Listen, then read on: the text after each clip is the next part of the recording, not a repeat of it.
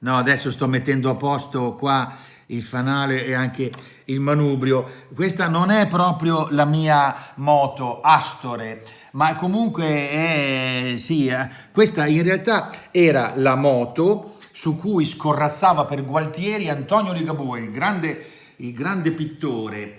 Ecco, sì, perfetto, adesso ci siamo.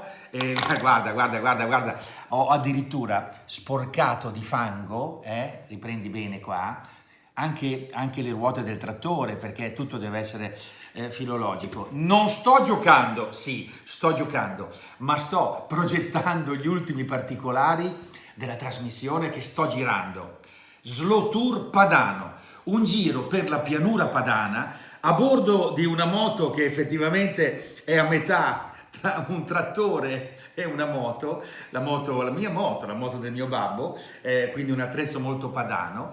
Ecco, a bordo di Astore faccio il giro della pianura padana, partendo da Milano, arrivo fino al delta del Po, per raccontare, ecco perché il trattore, per raccontare il territorio, per raccontare l'agricoltura, ad uso di noi consumatori, cioè raccontare i prodotti che noi mangiamo, da dove vengono, come si fanno, chi li fa, in che ambiente vengono fatti, come l'agricoltura poi si collega a mille altri argomenti, che si va dall'ambiente, la storia, la gastronomia, a volte addirittura i dialetti, la linguistica.